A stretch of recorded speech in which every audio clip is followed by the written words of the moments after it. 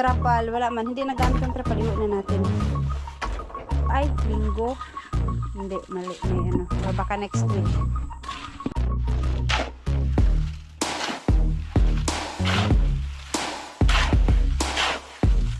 No.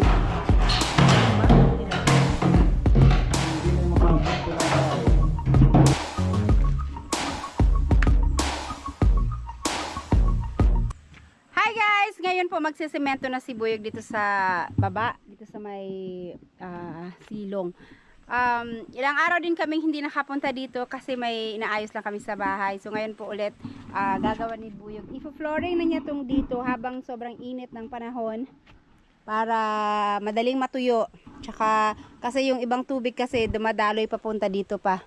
So ayan, lang araw din kami hindi nakapunta dito at di pa ba ito tumigas? Ano na to? Mag 1 month na siguro itong na-order, no? Wala pa ba? Mga ilang linggo na rin itong na-order. Wala po kasing ano, nung sumakit yung kamay ni Buyog na sugat, kaya medyo hindi na natagalan ng gawa. Tapos, ayan, itong pinto namin, dihila. Ito yung hilain, no? O, di man, ayaw. Ayaw. Ay, yun. Kasi, dalhin na lang natin to sa bahay. Itong isa, iuwi ko muna sa bahay para malabhan kasi alikabok na. Tsaka ang bilis na wala yung ano, oh. Ito binarnish namin, sa bagay isa lang kasi, kaya first coat lang siya, kaya nagbalik sa dati na siya kaagad. Yung kulay niya nawala na, yung varnish niya nag-vanish. nawala na. Itong trapal, wala man. Hindi nagamit ang trapal. Iwan na natin. At, ayan, may itlog pala dito. Nang itlog, siguro itong manok na Torn James ito. Ano, hayaan lang natin dito or alisin natin. Mag ano siya, no? Bukbok, no? Asa to? Ayan, oh. Bunhok pala. Yung maliliit na ano. Ginawa na ang itlogan dito sa loob.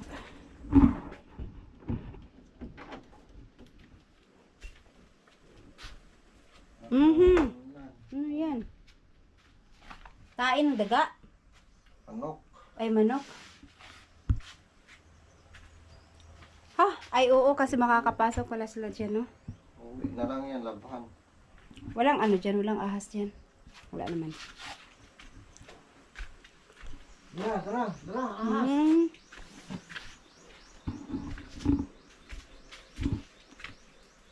So, yan. Hindi na yan babalikan ng manok pagka ano. Pagka alisin yung ano dyan, itlog.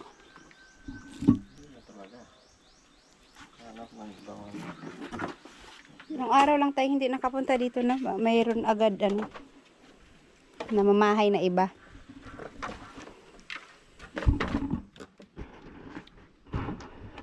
So, ayan, mag-ano na si Buyog. Asan mo tinanim yung iba niyan? Ayan, ang gagawin ni Buyog is 7 sakong buhangin, tapos 1 sakong semento.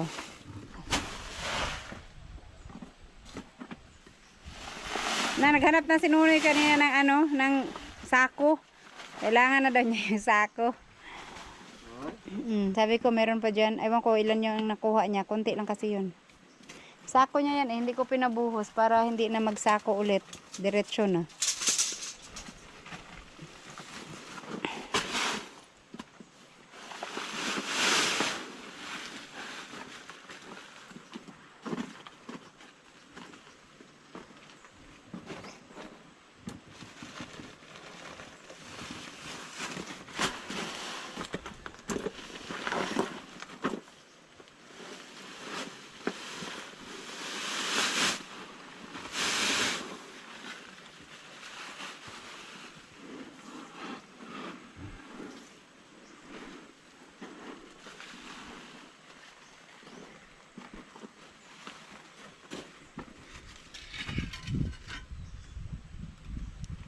So, meron kami dito, 2 sako lang. So, kung ilan lang yung maubos dito.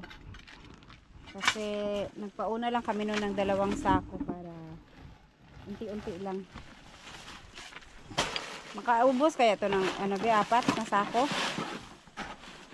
Sa bagay manipis lang po ito, hindi naman siya sobrang kapal. At saka yan, tinambakan siya ng mga yung natibag doon sa kay Ma'am Jo na mga hollow blocks. Sakit apakan, maano siya, matutulis.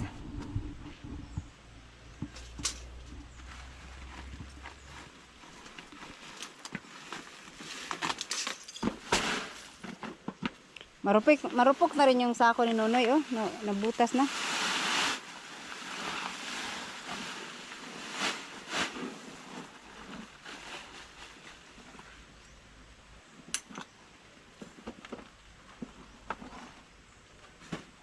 Pag sa araw ay sa umaga, ang init hindi pa dito. Doon pa sa kabila, Mamayang hapon naman yung init dito. So itong dito na side, malilim pa. Pero dito mainit. Pero mamayang hapon, itong dito sa harap at saka itong dito sa gilid naman. Yan yung masyadong mainit.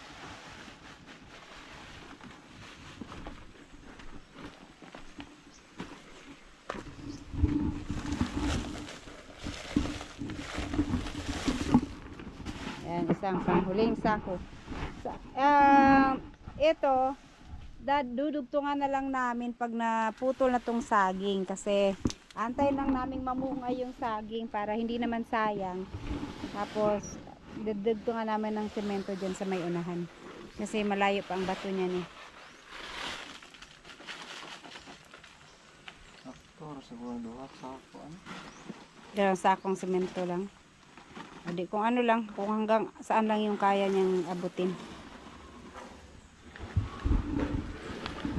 Eto, malapit na rin itong mamunga kasi may almost 1 year na siya. Kaya saglit na lang ang pag-aantay.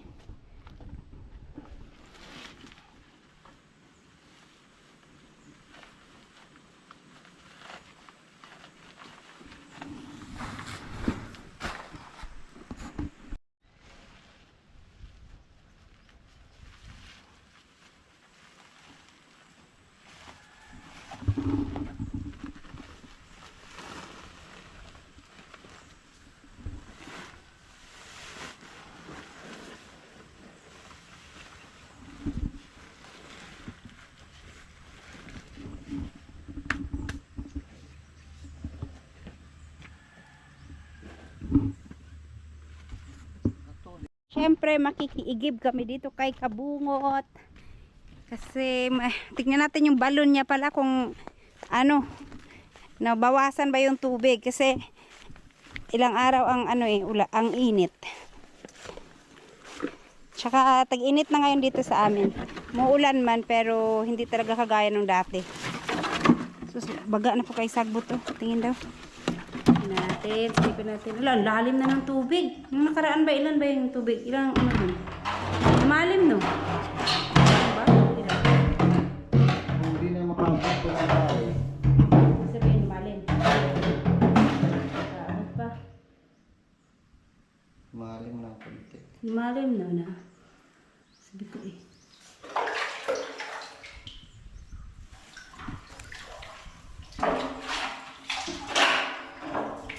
Nabawasan ang tubig ng balon ni Kabungot. Nalila naman yung dati. Pero kailangan pa itong yung ialisin yung tubig. Sana limasan sa Bisaya.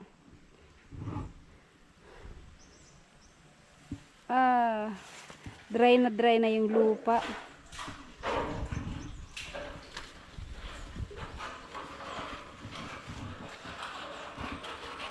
Nag-iinit.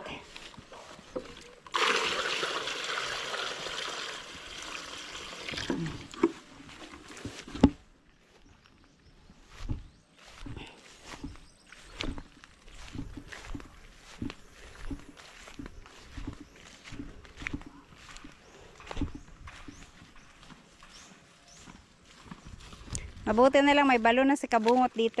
Malapit na lang yung iigiban ng tubig.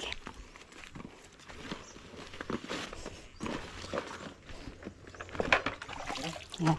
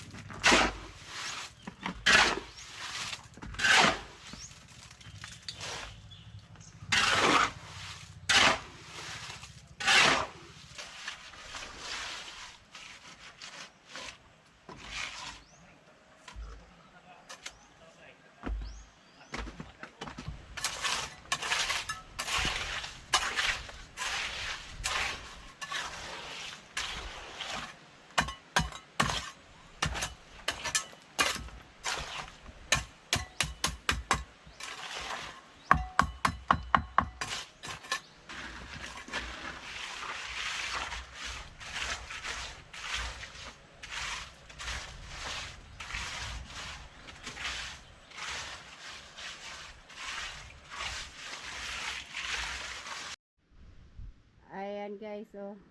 Bumalik yung manok. Sayang naman kung alisin yan dyan. Pero magbunho kasi, no? Pag maglumlum, pwede ilipat na siya ng ano. Kulungan, no? Ayan, no? Sayang din kasi. Kung saan saan yan sila ng itlog, eh, mga ano yan. Ande, gawa ng ano dyan sa labas. pag ano na siya, ilagay sa kulungan para doon na siya pag ilipat ba, hindi ba yan, ano, babalikan pa rin niya? Ah, okay. So, yan yung manok. Yan na po guys, ang nagawa ni Buyog ngayon. So, hanggang dito lang yung isang sakong semento, 7 sakong buhangin. Ganyan na siya kalapad. So, may natira pang isang sako at saka kalahati hanggang dyan. Hindi na siguro abutin yung ilalim ng, ano, lutuan. Kailangan siguro mga kalahating sako pa para abot hanggang dun sa dulo. Yes, ito at saka ito kasi maano siya, mabato talaga yung dala ni Nunoy, hindi siya yung pang finish. Buhusan na lang daw to ng puro kasi masakit to apak-apakan pagka ganito na masyadong ano yung bato. Hindi naman siya yung makintab ay makinis na makinis, pero hindi naman na ganito na puro ano may mga bato-bato talaga. Litaw yung mga bato niya kasi masakit na siya apakan. So dito sa baba hindi na namin i-finish na ano kasi madulas pagka nabasa. At uwi na kami kasi magla-lunch. Sinundo ko lang pala si Buyog, iniwan ko siya kanina. So alas 12 na kasi kaya lunch muna at babalik na lang mamayang ano after lunch. Tara. Ayun, nanguha pa na ay ano pa si Buyog, hinugasan muna niya yung kanyang pala kasi pag tumigas yung semento mahirap nang tanggalin. Buti na lang mahangin, pero sobrang init ng panahon ngayon, oh. Ngayong araw mainit. Right, so matatapos niya to ngayon kasi kalahati naman na yung nagawa niya hanggang dun pa sa ano mamayang hapon. Right.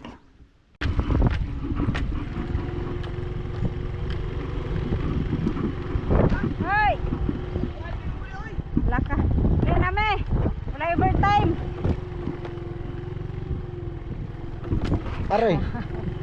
Asa matagalan ano. Ngalan nga matino.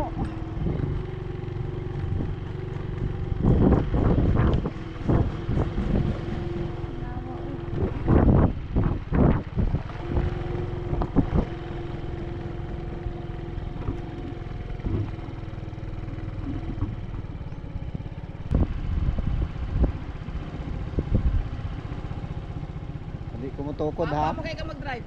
Ha? Papa. Ay alang.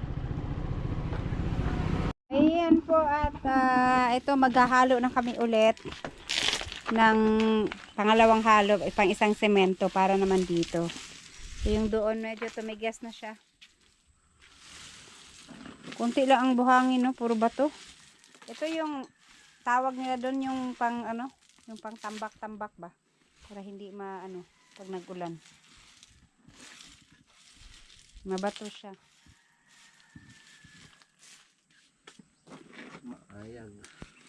Mag-ayag pa ka ng flooring naman siya.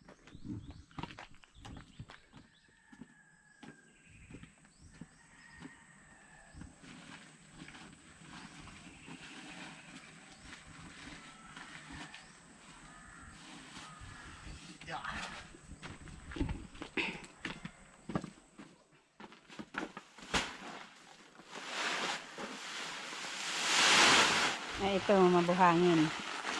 Hindi pare-parehas yung ano pala niya.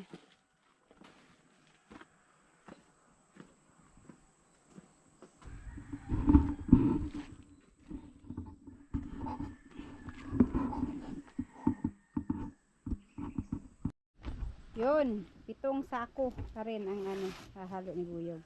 Para sa isang sakong semento.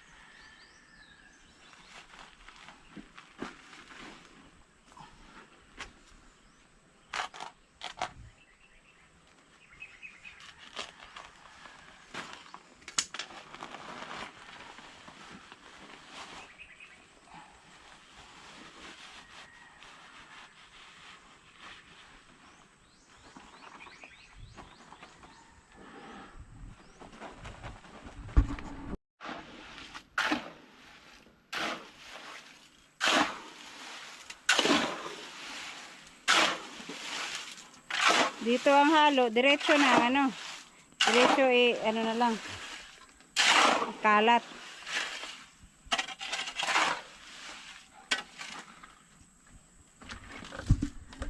Tubig.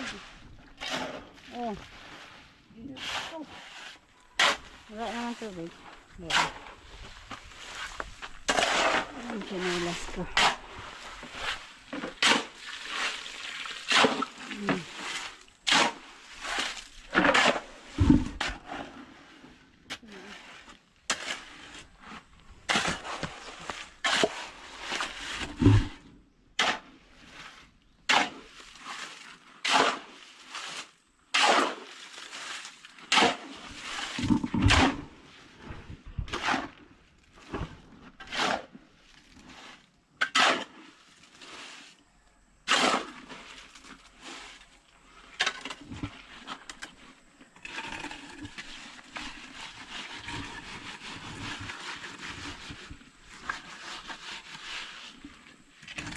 Itong dito pwede na maapakan. Medyo tuyo na siya.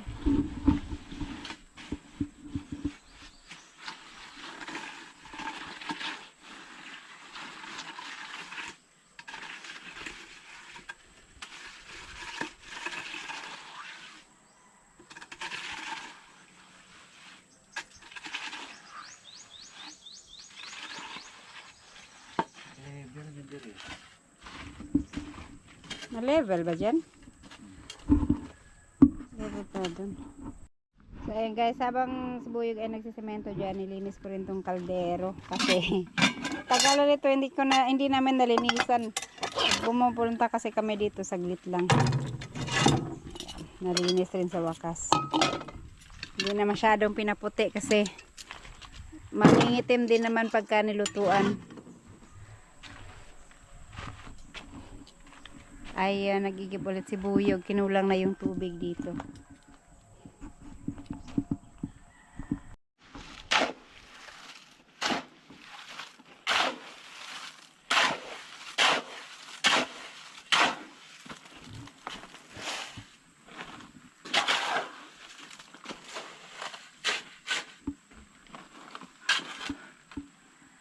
Malaki pa ang kulang. Siguro isang sakong semento pa ang kaya nito hanggang doon sa ilalim. So dapat hanggang doon ilalim lalagyan namin. So mga ganun siguro isang sako pa.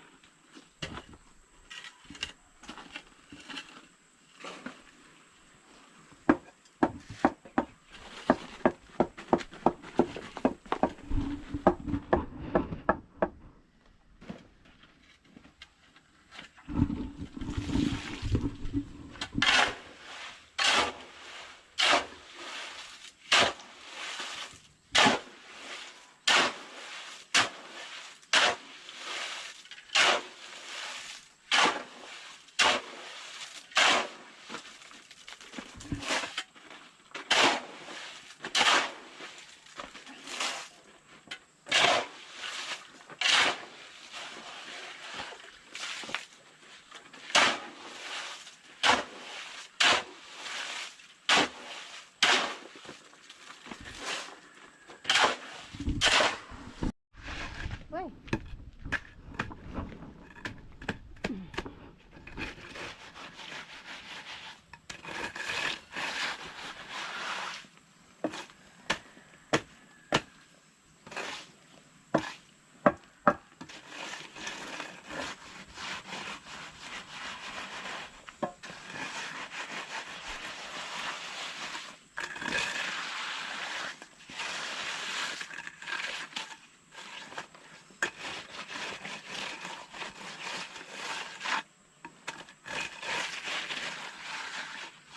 Wala nga rin lang kahoy. Asan yung rodela nga? Di ba may rodela ka?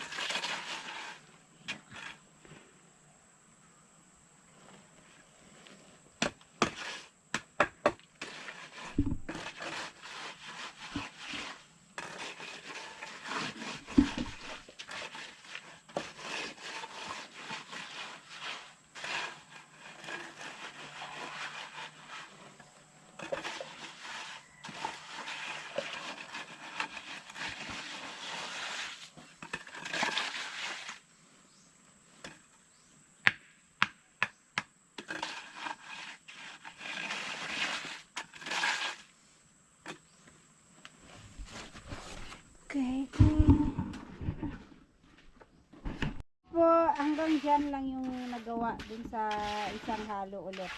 So hanggang dito lang muna kalaki. Hindi, Malalim kasi ito eh. oo, malalim to eh, dito na side. Doon, maano siya, mababaw lang. Itong dito malalim. Hanggang doon sa kabila, hanggang doon sa mailalim ng lutuan, baka isang sako pa siguro. Pero sa susunod naman na gagawin ulit. Kasi bukas may lakad si mama, kaya hindi kami makakapunta rin ulit dito. At saka may gagawin na lang din kami doon sa bahay. May aayusin na kailangan ding anuhin, sementuhin.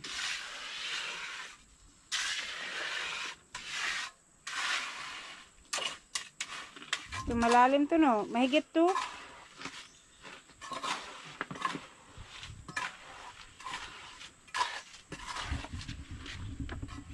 At least dito, okay na siya. Malaki-laki na rin naman itong na, ano niya, na nagawa. Nandyan.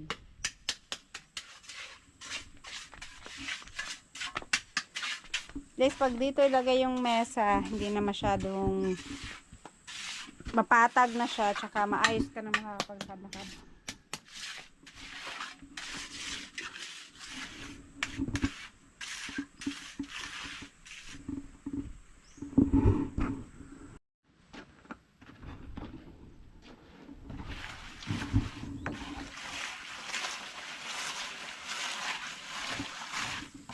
Eto hindi na ni-level ni Buyog. Kung gaano ka kung may pantay o hindi. Kasi sa ano lang naman siya, dito lang naman sa labas.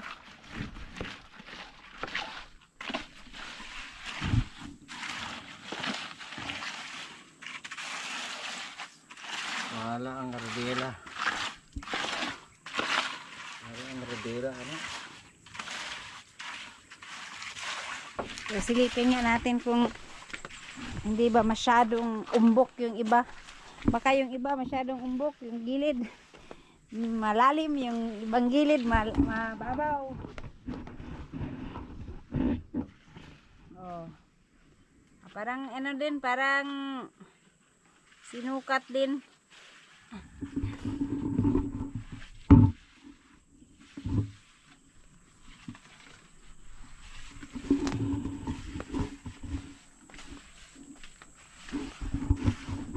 Ayan, umabot hanggang doon pala. Naumbok pa pala, mataas pa pala yung dito, kaya nakarating pa hanggang doon. Sayang, konti na lang pala, no? Ang kulang dito. Pero hanggang doon, siguro may isang sako pa talaga. Hanggang doon sa ilalim. Bali, next time naman. Sa linggo, hindi, mali, may or baka next week.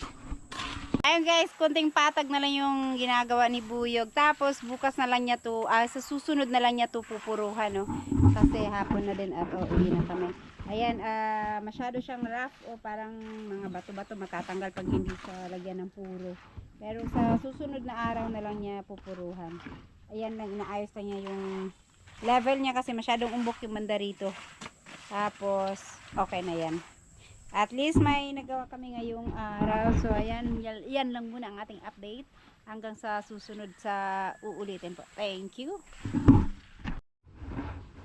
At bago pala kami uuwi, ayan ang itlog. Naging dalawa na. So yun, ang itlog nga yung manok kanina. Dalawa na yung itlog. Kaya hayaan na muna namin dyan kasi para hindi mabaliw. Mabaliw daw yung manok pagka pagka inalis mo yung kung saan sila ng itlog. So, ayan, babalikan nila yan. Ayan, may dalawang itlog na.